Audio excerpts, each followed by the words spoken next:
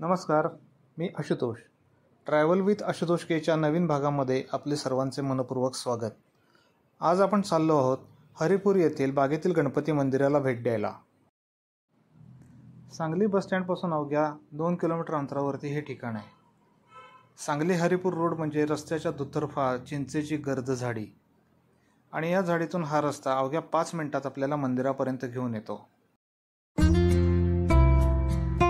रस्त्याच्या उजव्या बाजूला गणपती मंदिराचा बोर्ड आहे.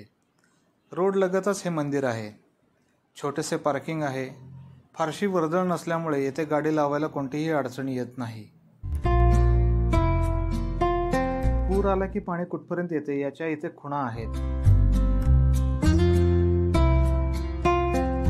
गाडी लावून मंदिराकडे जाताच आपल्याला वाटेत 3-4 ठिकाणी पूजा साहित्याची स्टॉल दिसतात.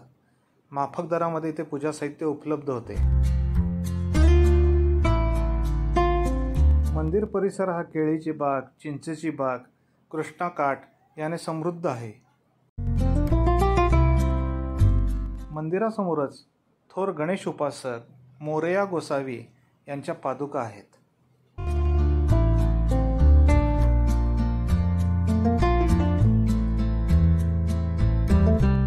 आपल्या अहंकाराला चपलेची जागा दाखवली तरच आपण ईश्वरापर्यंत पोहोचू शकतो हे सांगणारा बहुतेक तो बोर्ड असावा.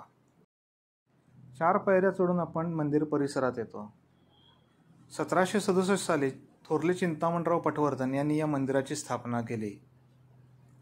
पूर्वी येथे चिंचेचे वन होते आणि यामुळे याला बागेतील गणपती म्हणजे चिंचेच्या बागेतील गणपती असे नाव दिले आहे. येथील शांतता, स्वच्छता, प्रसन्नता आणि पवित्रता अनुभवण्यासाठी एकदा तरी येथे भेट द्यायलाच हवी. असे म्हणतात की या मूषक राजाच्या कानामध्ये आपण आपले म्हणणे म्हणले तर ते बाप्पापर्यंत पोहोचते.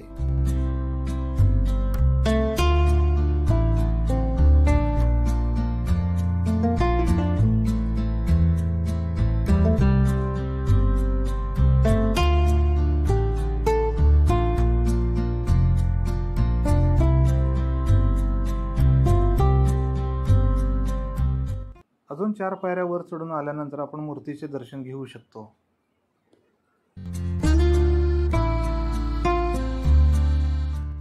या ठिकाणी मंत्रपठण सतत सुरू असते, त्यामुळे मंदिराचे पावित्र्य कायम अबाधित राहते.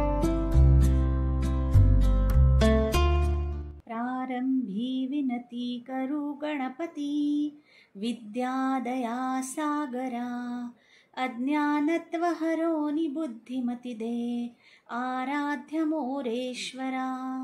चिंता क्लेश दरिद्र दुःख अवघे, देशांतरा पाठवी. हे रंभा गणनायका गजमुखा, भक्ता बहुतोषवी.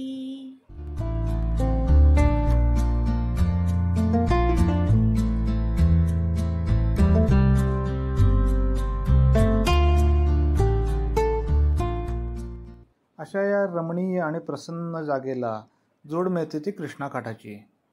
हिरवीगार शेती आणि शेजारून वाहणारी कृष्णामाई याच्यामुळे ही जागा अजूनच सुंदर होते.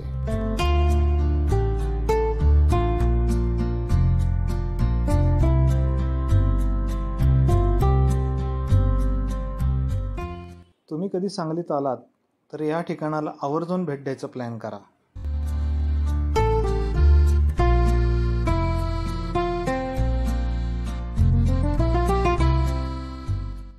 धन्यवाद.